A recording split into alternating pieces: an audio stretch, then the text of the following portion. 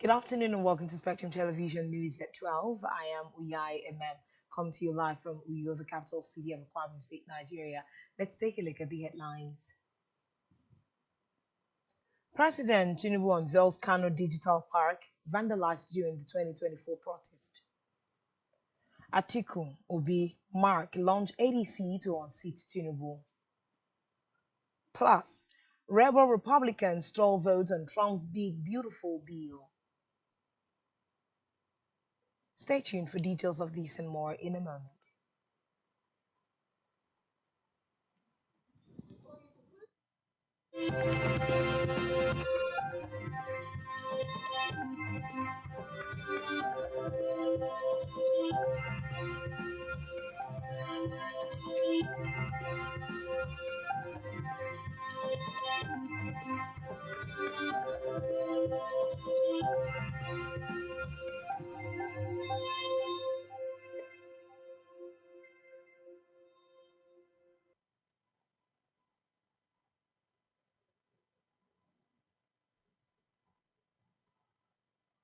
Good afternoon and thanks for joining us. First on the news at this hour is from the national scene where President Bola Tinubu on Wednesday commissioned the Northwest Digital Industrial Park in Kano, which was vandalized during the End Bad Governance protest in 2024. President Tinubu was represented at the commissioning ceremony by the Minister of Communication, Innovation and Digital Economy, Dr. Bosun Tijani in Kano. The minister, in his address, expressed the need for the youth in the state and the country at large to use these opportunities to tap from the various opportunities across the globe.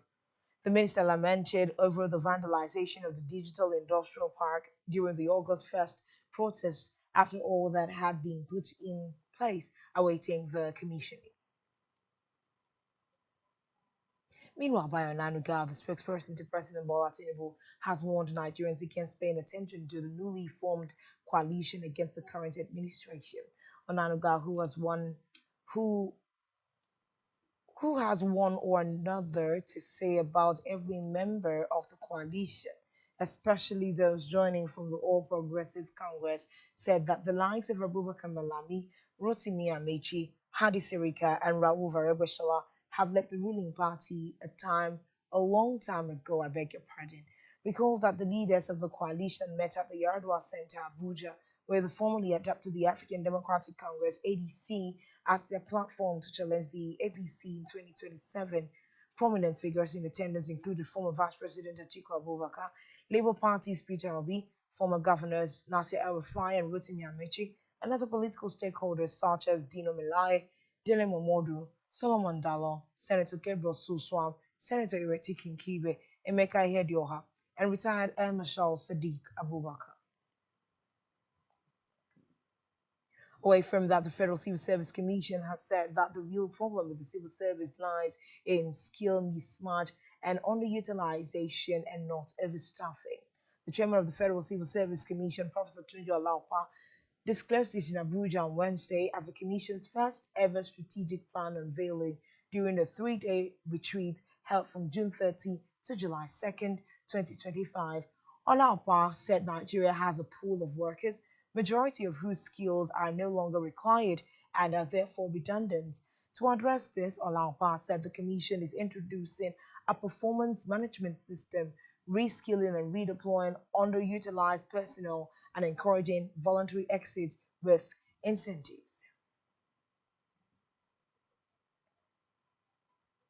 In politics, former Vice President Atiku Abubakar, 2023 Labour Party presidential candidate Peter Obi, former Senate President David Mark, and other coalition leaders have officially adopted the African Democratic Congress as the platform to spearhead President Bola Tinubu's defeat in the 2027 election.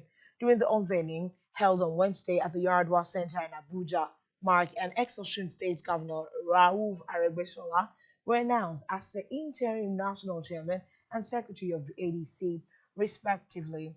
Meanwhile, ADC's 2023 presidential candidate Dimebi Kachuku and other members of the party's old bloc criticized, accusing them of hijacking the party and claiming they lack the capacity to lead. In a separate response, the PDP acting national chairman Umar Damagum maintained that the party remains united and warned that there will be consequences for members undermining the PDP in the name of a coalition. On its part, the All Progressives Congress dismissed the opposition leaders as retired politicians who had refused to step aside, asserting that the ruling party would easily defeat them in the 2027 elections. In another development, the Nigeria Customs Service will spend a staggering 14.39 billion naira on new luxurious vehicles for its senior officers in 2025. This is part of a larger 35.27 billion naira budget for 579 official vehicles, according to the service's proposed appropriation bill obtained by reporters on Wednesday. Out of the total 579 vehicles, the senior officers would take the majority. The most expensive of these vehicles are intended for officers at the ranks of Controller, Assistant Controller General, and Deputy Controller General, with unit prices ranging from 44 million naira to 75 million naira. Among the brands to be acquired are Byte Hybrids, Shangan, Lexus D90, Nissan MG5, Meccano, and Nord vehicles. We move now to Africa, where Guinea's ruling junta wants to extend presidential terms from 5 to 7 years with a two-term limit, according to a draft constitution due to be put to referendum in September. The draft was presented last Thursday to General Mamadi Doumbouya, head of the junta that ousted President Alpha Conde in 2021, one in a series of military coups in West Africa.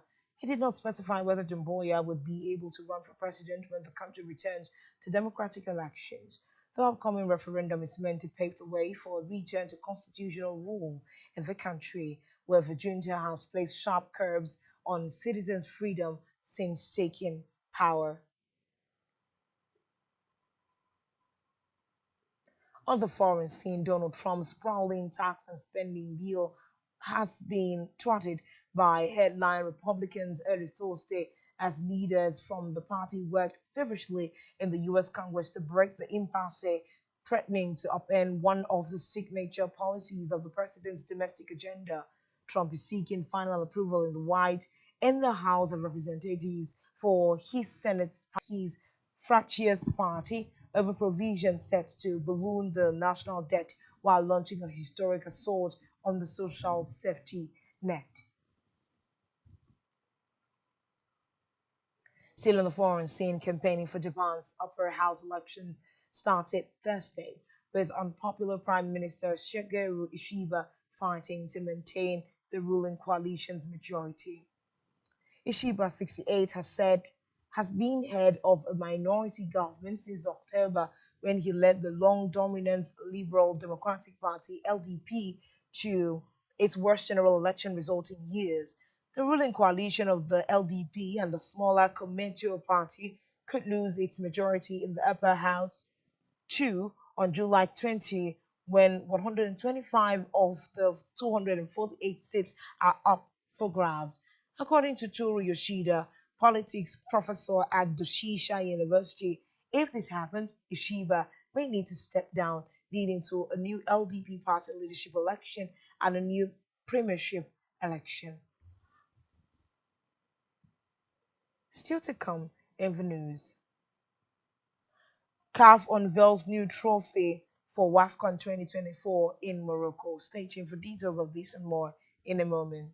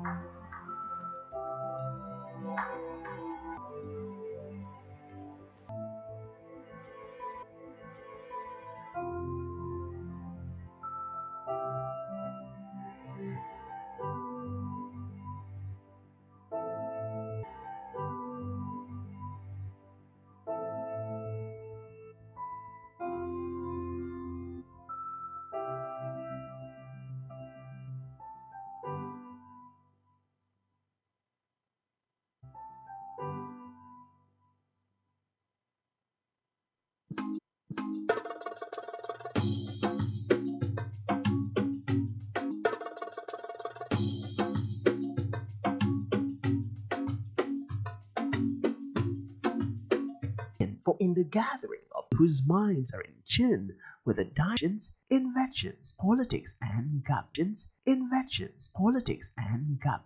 are respected.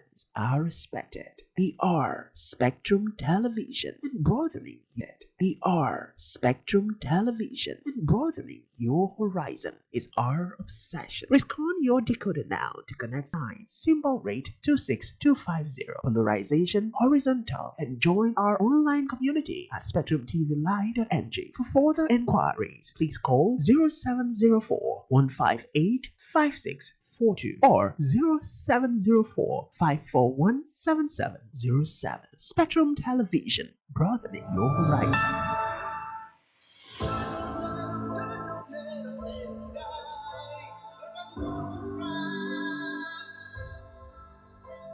Broadening your horizon.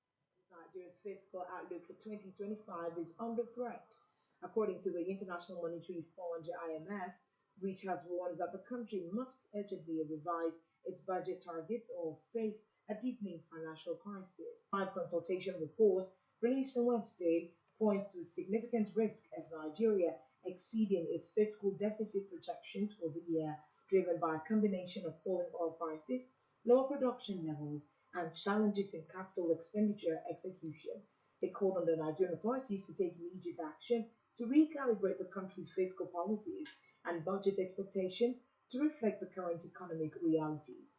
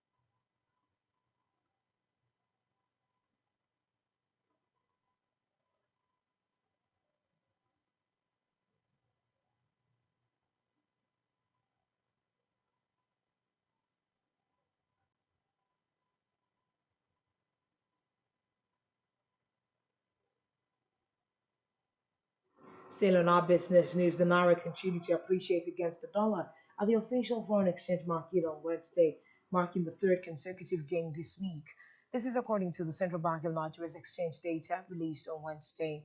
The Apex Bank's foreign exchange data indicated that it strengthened to 1,526 naira 15 kobo against the dollar on Wednesday from 1,529 naira 57 kobo traded on Tuesday. This means that the naira gained 3 naira 42 kobo against the dollar on a day-to-day basis.